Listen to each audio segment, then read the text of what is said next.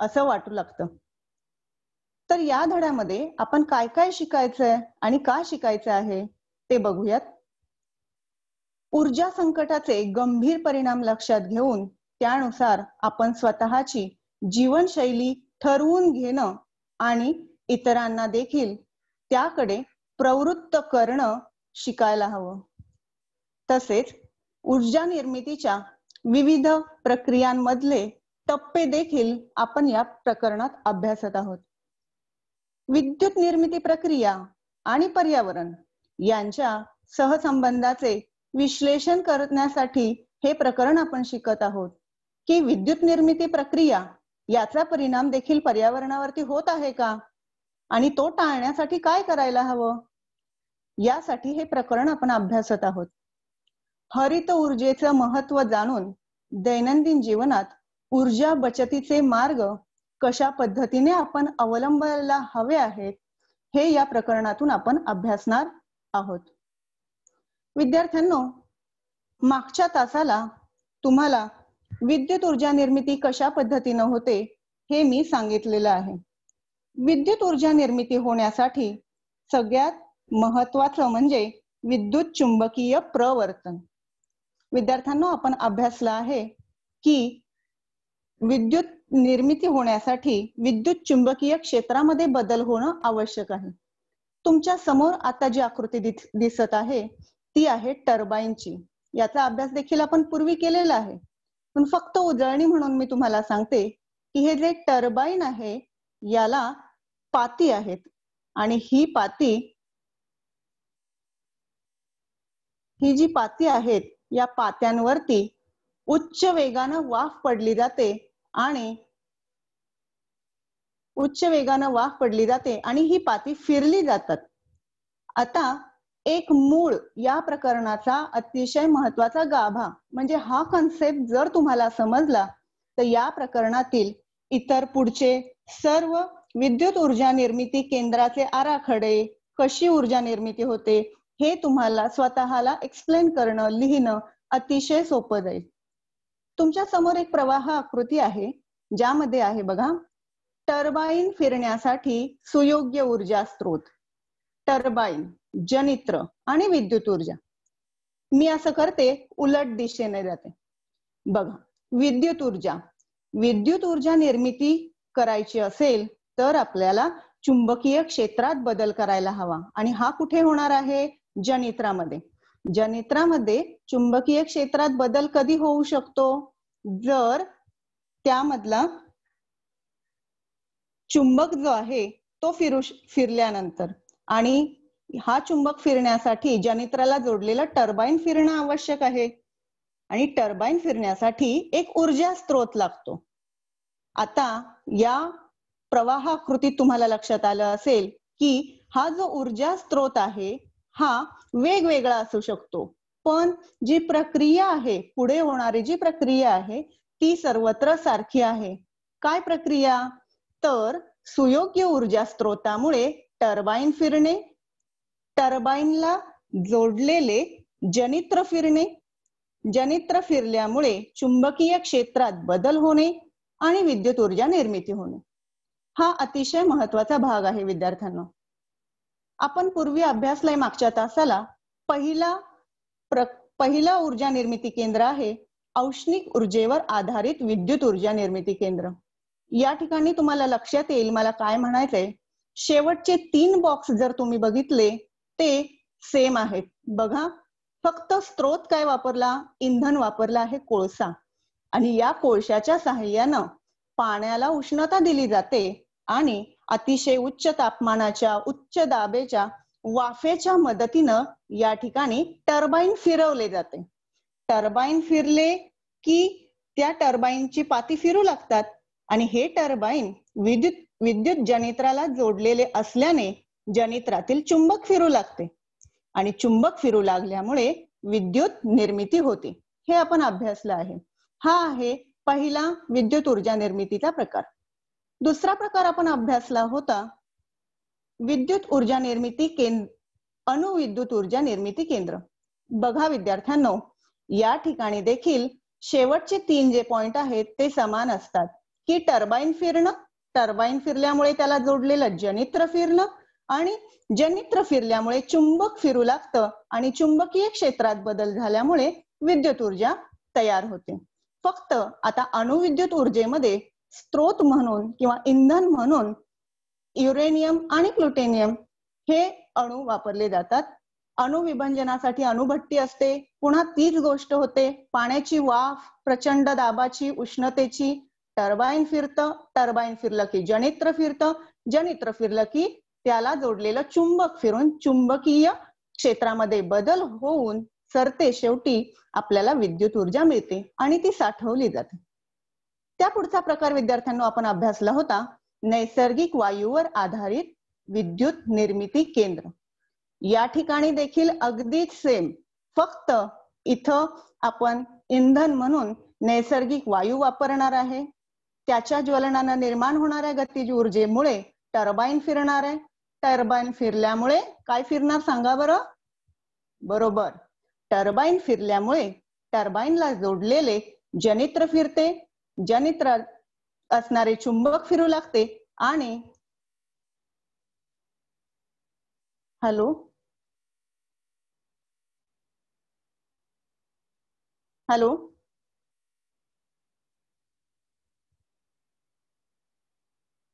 Hello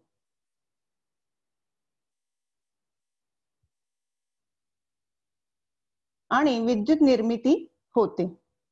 हा भाग आपण यापूर्वी अभ्यासलेला आहे.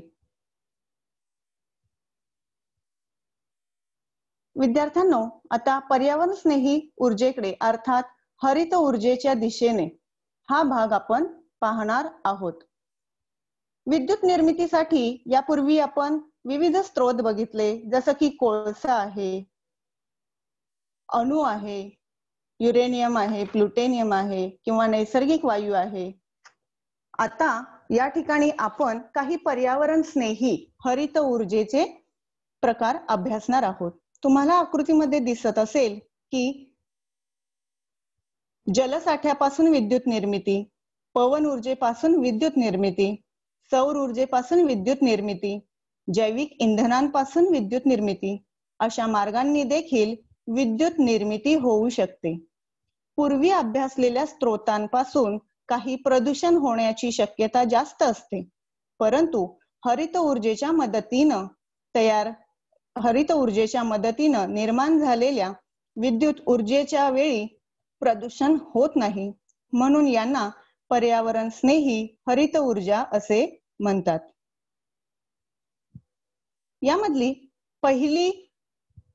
यामधील पहिली ऊर्जा आपण अभ्यासणार आहोत की जलविद्युत ऊर्जेवरती आधारित आपण विद्युत निर्मिती कशी तयार होते हे आपण यामध्ये अभ्यासणार आहोत. विद्यार्थ्यांनो, जलविद्युत ऊर्जा निर्मिती केंद्र याचा आपण एक आराखडा बघूयात. जलविद्युत केंद्राचा आराखडा पहा, खालील आकृतीमध्ये दाखवला आहे.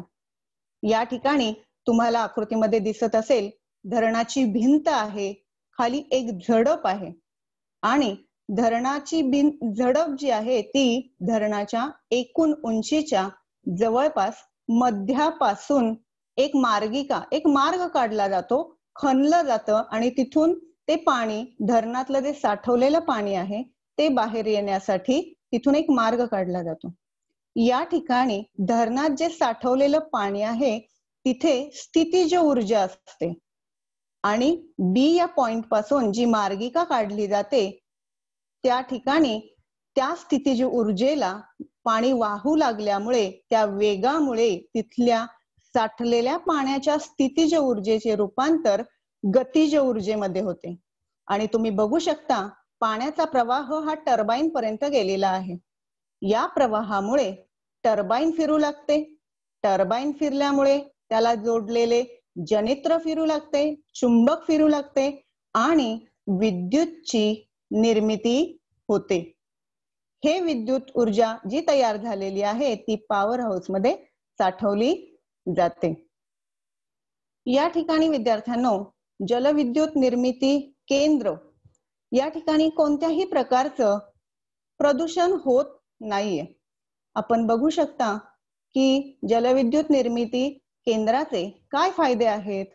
तर जलविद्युत केंद्रात कुठल्याही प्रकारचे इंधनाचे ज्वलन होत नसल्याने इंधन ज्वलनातून तयार होणारे प्रदूषण होत नाही.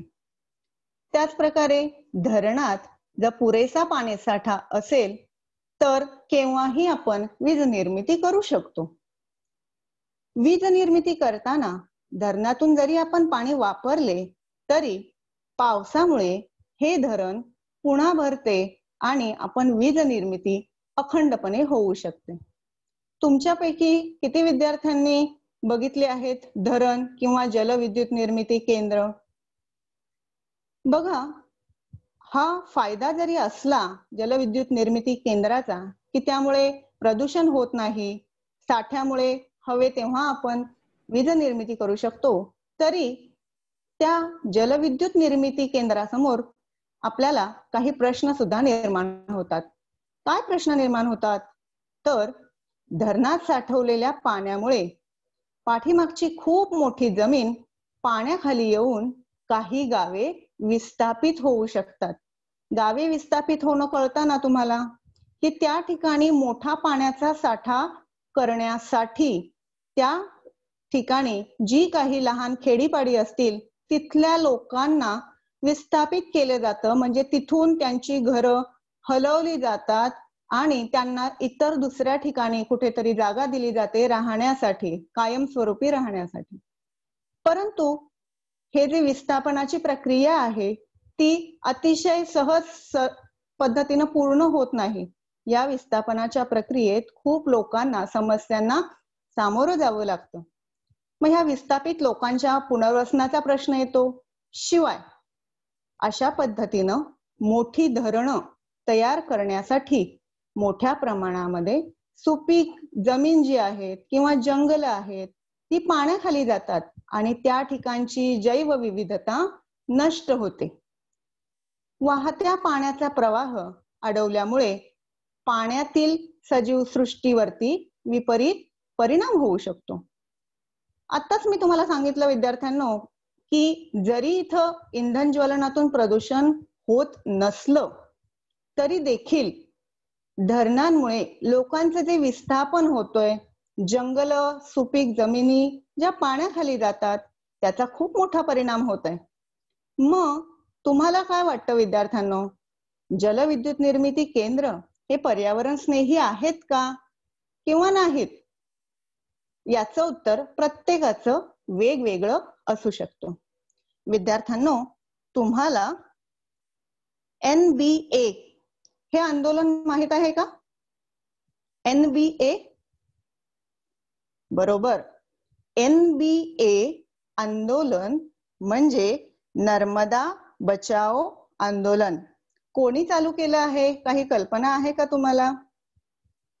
हो, मेधा पाटकर या ज्या सामाजिक कार्यकर्त्या आहेत की ज्या नेहमी समाजातील गरीब लोकांचे प्रश्न सोडवण्यासाठी पुढे असतात, या मेधा पाटकर या सामाजिक समाजसेवक ज्या आहेत त्यांनी हे आंदोलन सुरू केलं आहे, नर्मदा बचाओ आंदोलन. आपण थोडीशी त्याची माहिती घेऊयात. नर्मदा ही महाराष्ट्र, गुजरात व मध्य प्रदेशातून वाहणारी भारतातील मुख्य नदी आहे.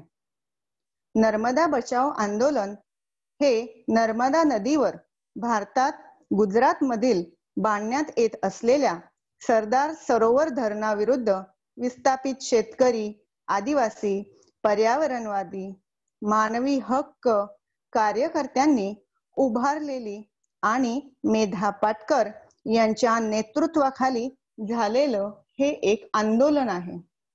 विद्यार्थ्यांनो, वीज तर आपल्याला आवश्यक आहेच. आज प्रत्येक गोष्टीसाठी वीज लागत आहे. मग ही वीज निर्माण करताना आपल्याला निसर्गाचा देखील समतोल साधायला हवा. मग जलविद्युत निर्मिती केंद्रामध्ये जर लोकांवरती, पर्यावरणावरती सुद्धा धोका निर्माण होत असेल तर खरंच तुम्हाला असं वाटतं का जलविद्युत निर्मिती केंद्र हे पर्यावरण स्नेही आहेत?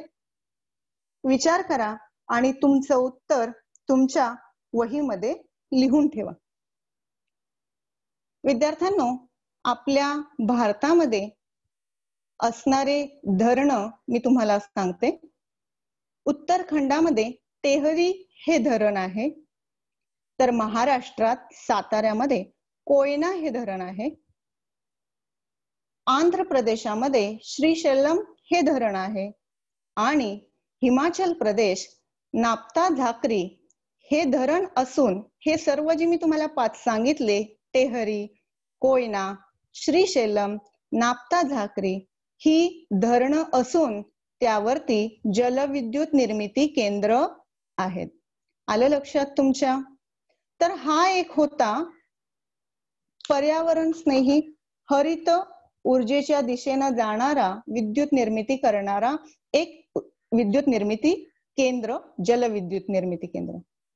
अजून कोणत्या प्रकारे विद्यार्थी मित्रांनो आपण विद्युत निर्मिती करू शकतो की ज्यामुळे आपल्याला पर्यावरणाला धोका निर्माण होणार नाही आणि प्रदूषण देखील होणार नाही? माहित आहे का? बरोबर.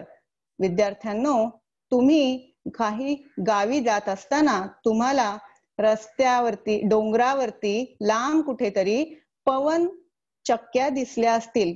पाहिल्या आहेत ना पवन चक्क्या तुम्ही? तर या पवन चक्क्या ज्या आहेत त्या वाहत्या हवेमध्ये जी गतिज ऊर्जा असते, त्या वाहत्या हवेतील गतिज ऊर्जेमुळे या पवनचक्कीची पाती काय असतात? फिरतात. पूर्वी पहा, या पवनचक्कीच्या ऊर्जेवरती आधारित गतिज ऊर्जेचे यांत्रिक ऊर्जेत रूपांतर करून पूर्वी पाणी उपसणे, दळण दळणे यासारख्या कामामध्ये उपयोग केला जात होता. याच ऊर्जेचा वापर करून आता आपण काय तयार करतो? विद्युत ऊर्जेची निर्मिती देखील करू शकतो. वाहत्या वाऱ्यातील गतिज ऊर्जेचे विद्युत ऊर्जेत रूपांतर करणाऱ्या यंत्राला पवनचक्की असे म्हणतात. आपण त्याचा आराखडा अभ्यासूयात. विद्यार्थ्यांनो, तुमच्या समोर पवनचक्कीचा आराखडा दिसत आहे. पहा, या ठिकाणी पाती आहेत आणि या पात्यांना जोडलेला एक गिअर बॉक्स आहे. हा गिअर बॉक्स जो आहे तो पुन्हा जनित्रला जोडलेला आहे. हा गिअर बॉक्स जो आहे तो पुन्हा जनित्रला जोडलेला आहे. मग याचं कार्य कसं चालतं विद्यार्थ्यांनो? पहा, टर्बाईनच्या पात्यावर वाहती हवा आदळल्यावर ती पाती फिरू लागतात. पाती फिरायला लागली की त्या टर्बाईनचा, म्हणजे या ठिकाणी टर्बाईन म्हणजे कोण? तर ही जी पाती आहेत हे झाले टर्बाईन. आपण यापूर्वी देखील अभ्यासला आहे. मी तुम्हाला सांगितलंय विद्युत ऊर्जा निर्मिती करायची म्हणजे काय बेसिक गोष्ट आहे? तर टर्बाईन फिरणं खूप गरजेचं आहे. टर्बाईन फिरलं की जनित्र फिरणार आहे, म्हणजे जनित्रातले चुंबकामध्ये चुंबकीय क्षेत्र निर्माण होणार आहे आणि चुंबकीय क्षेत्र निर्माण झालं तरच आपल्याला विद्युत निर्मिती होणार आहे. मग ही जी पवन ऊर्जेवर आधारित विद्युत ऊर्जा निर्मिती केंद्र आहे, या ठिकाणी वारा हा झाला स्त्रोत, त्यानंतर विशिष्ट वेगाने वाहणारा जी हवा आहे, वारा आहे, तो झाला स्त्रोत, आणि ही जी मोठी मोठी पाती आहेत पवनचक्कीची हे झाले टर्बाईन. यापूर्वीच्या विद्युत निर्मिती केंद्रामध्ये आपण बघितलंय की पाण्याची वाफ हे टर्बाईन फिरवत असते, आणि आता आपण पवनचक्कीमध्ये अभ्यासतो आहे की या विशिष्ट वेगाने वाहणाऱ्या वाऱ्यामुळे ही पाती फिरू लागतात आणि ही पाती फिरल्यानंतर जनित्र फिरते, म्हणजे टर्बाईन फिरते म्हणजे पाती फिरतात, आणि त्यानंतर टर्बाईनचा अक्ष गती वाढवणाऱ्या गिअर बॉक्स मार्फत जनित्राला जोडलेला असतो. या फिरणाऱ्या पात्यांमुळे जनित्र फिरते व विद्युत ऊर्जेची निर्मिती होते. सोपं आहे ना विद्यार्थ्यांनो लक्षात ठेवायला? एक गोष्ट कायम लक्षात घ्या, विषय गणित असू द्यात किंवा विज्ञान असू द्यात, आपल्याला आकृतीचं वाचन हे अतिशय चांगल्या पद्धतीनं येणं गरजेचं आहे. आणि त्यासाठी ती आकृती आपल्याला समजून घेणं गरजेचं आहे. एकदा का तुम्हाला कोणत्याही प्रकारची आकृती, आराखडा, भौमितिक रचना, एकदा आकृती तुमच्या लक्षात आली तर त्यावरती तुम्ही माहिती आपसुकच लिहू शकता. मग ह्या पवनचक्कीचा आराखडा आपण अभ्यासला की स्त्रोत म्हणून वारा आहे, टर्बाईन म्हणून पाती आहेत, गिअर बॉक्स पुन्हा जनित्राला जोडलेला आहे. वाऱ्यामुळे पाती फिरतात आणि पाती फिरल्याने म्हणजे टर्बाईन फिरल्याने जनित्रामध्ये चुंबकीय क्षेत्र तयार होऊन विद्युत निर्मिती होते. आलं लक्षात विद्यार्थ्यांनो? तर अगदी 1 किलोवॅट पेक्षा कमी क्षमतेपासून तर 7 मेगावॅट एवढ्या क्षमतेचे पवन निर्मिती यंत्र उपलब्ध आहेत. ज्या ठिकाणी पवन ऊर्जेपासून विद्युत ऊर्जा निर्माण करायची आहे तेथे उपलब्ध असलेल्या हवेच्या वेगानुसार विद्यार्थ्यांनो विशिष्ट क्षमतेची यंत्रे बसवण्यात येतात. एखाद्या ठिकाणी पवन ऊर्जेपासून विद्युत निर्मिती करण्यासाठी आवश्यक वेगाची हवा उपलब्ध असेल तरच पवन चक्की फिरेल आणि तरच विद्युत ऊर्जा निर्माण होईल. म्हणजे विद्यार्थ्यांना तुम्हाला लक्षात आलं असेल मला काय सांगायचंय ते, की जरी पवन चक्कीनं तयार होणाऱ्या विद्युत ऊर्जेमध्ये कोणतेही प्रदूषण होत नाही, कोणताही धूर सोडला जात नाही, तरी देखील पवनचक्की फिरणार कधी आहे? तर ती काही भौगोलिक गोष्टींवरती देखील अवलंबून आहे. कोणती भौगोलिक गोष्ट? तर विशिष्ट वेगाने वाहणारा वारा. तर हा यातील मोठा ड्रॉबॅक आहे की जर विशिष्ट वेगाने वाहणारा वारा असेल तरच आपण पवनचक्की मार्फत विद्युत निर्मिती करू शकतो. बघा, सागरी किनारी हवेचा वेग जास्त असल्याने तो परिसर पवन ऊर्जेपासून विद्युत ऊर्जा निर्मितीसाठी योग्य असतो. पवन ऊर्जा हा एक स्वच्छ ऊर्जा स्त्रोत आहे. स्वच्छ ऊर्जा स्त्रोत म्हणजे काय? तर या पवन ऊर्जा आराखड्यामधून, ऊर्जा निर्मिती केंद्रामधून कोणत्याही प्रकारचे गॅसेस, प्रदूषण निर्माण होत नाही. परंतु पवनचक्कीच्या सहाय्यानं विद्युत निर्मिती करण्यासाठी आवश्यक असलेली विशिष्ट वेगाची हवा सर्वत्र उपलब्ध नसते. त्यामुळे याच्या वापराला काही मर्यादा आलेल्या आहेत. आलं लक्षात विद्यार्थ्यांनो? आपण 2 विद्युत निर्मिती केंद्र अभ्यासले, जलविद्युत निर्मिती केंद्र आणि पवन ऊर्जेवरती आधारित विद्युत निर्मिती केंद्र. अजून कोणत्या गोष्टी मार्फत आपण विद्युत निर्मिती करू शकतो? याआधी आपण अभ्यासलंय काय? तर सौर ऊर्जा.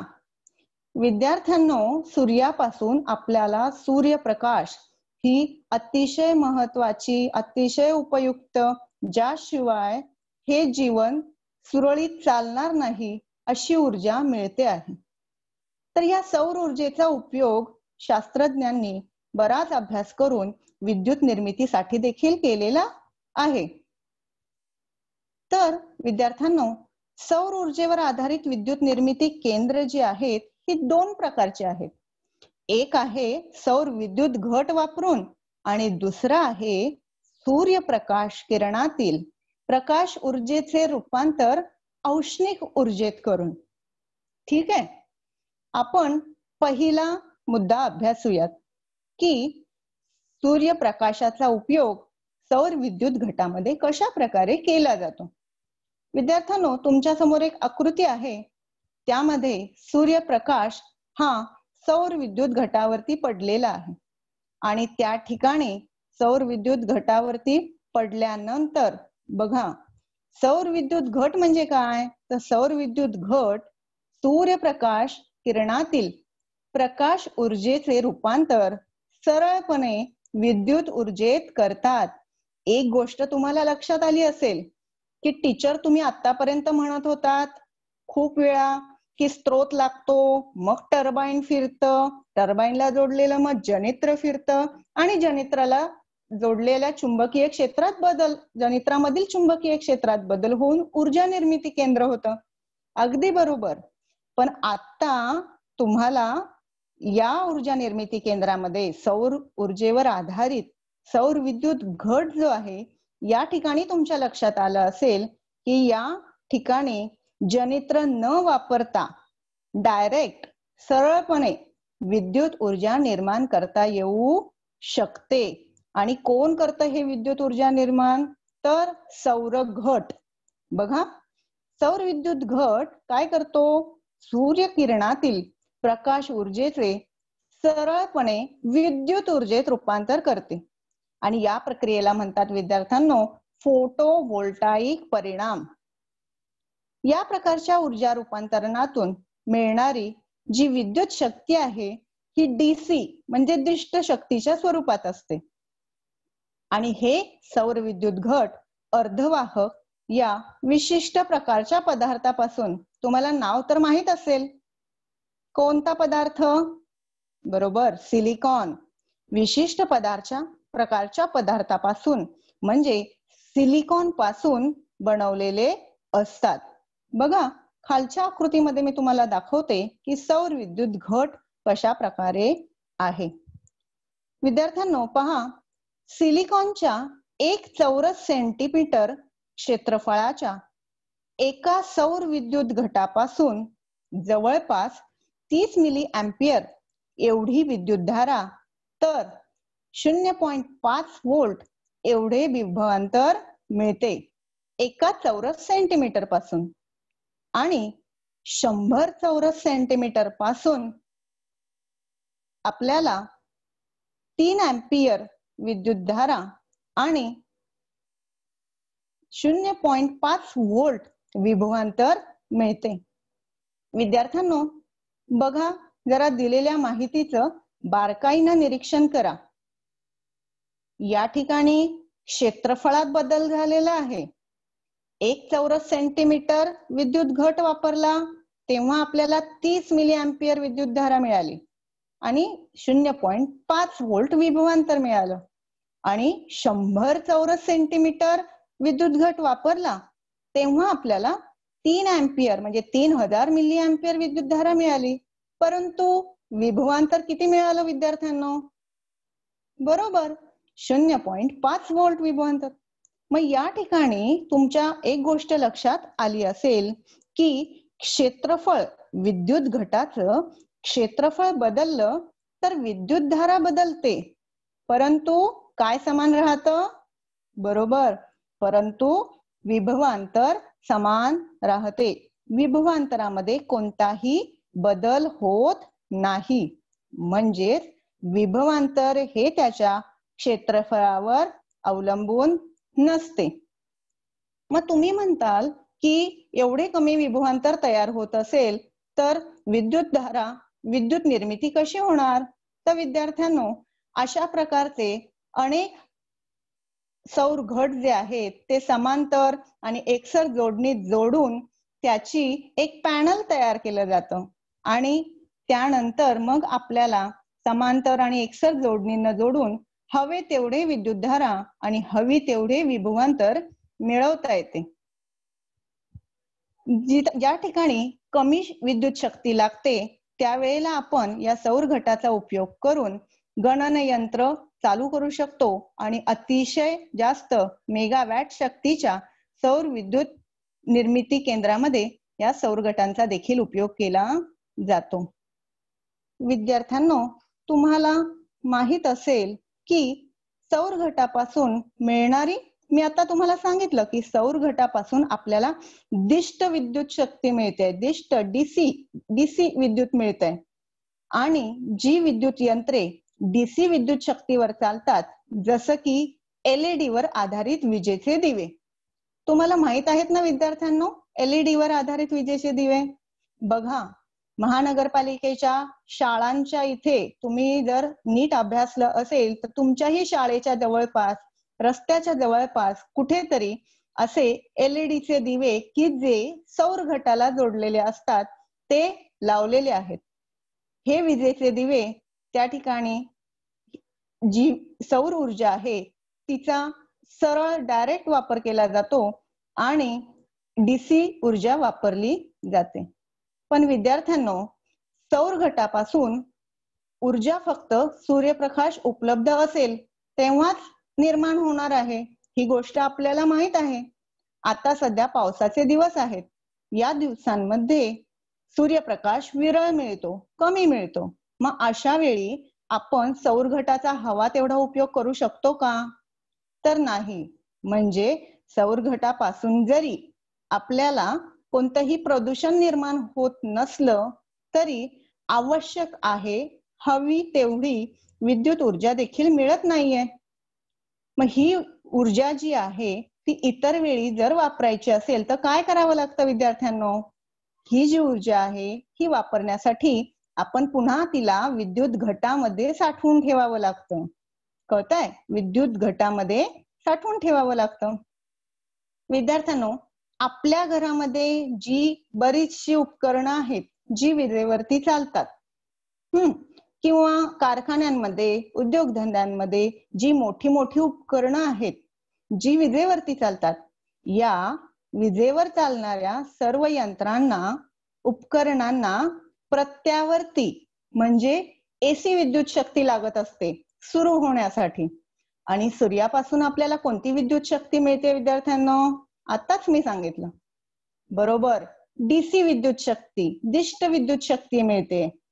मग अशा वेळी काय केलं जातं? तर सौर घट वापरून त्याच्यातून जी डीसी विद्युत शक्ती आहे ती विद्युत घटामध्ये साठवली जाते. आणि ही साठवलेली विद्युत घटात साठवलेली जी विद्युत ऊर्जा आहे, शक्ती आहे, ती त्या ऊर्जेचे रूपांतर इन्व्हर्टर या इलेक्ट्रॉनिक यंत्राद्वारे प्रत्यावर्ती विद्युत शक्तीमध्ये केले जाते. म्हणजे डीसी ऊर्जेचे, डीसी शक्तीचे, विद्युत शक्तीचे रूपांतर इन्व्हर्टर मार्फत आपल्याला उपयुक्त असणाऱ्या एसी विद्युत शक्तीमध्ये करावे लागते. विद्यार्थ्यांनो, तुमच्या समोर एक आकृती आहे. त्या ठिकाणी हे जे आहे तो आहे सौर विद्युत निर्मिती केंद्राचा आराखडा. मी तुम्हाला सांगितलं की कोणताही आराखडा, कोणतीही आकृती आपण समजून घेऊन अभ्यासली तर आकृती काढणं देखील सोपं जातं आणि ती स्पष्ट करणं देखील सोपं जातं. विद्यार्थ्यांनो, तुमच्या समोर निळ्या रंगाचे जे दिसतात ते सौर ॲरे आहेत. सौर ॲरे म्हणजे काय? तर विविध सौर घट एकत्र बनवून जे पॅनल तयार होतं आणि हे पॅनल एकसर जोडणीनं जोडल्यानंतर अशा पद्धतीचे सौर ॲरे तयार होतं. असे हे अनेक सौर ॲरे एकमेकांना जोडल्यानंतर सूर्याची उष्णता त्यावरती पडते आणि इथे डायरेक्ट डीसी दिष्ट विद्युत शक्ती तयार होते. या ठिकाणी जोडलेल्या इन्व्हर्टर आणि ट्रान्सफॉर्मर मार्फत ही डीसी दिष्ट शक्ती एसी म्हणजे प्रत्यावर्तित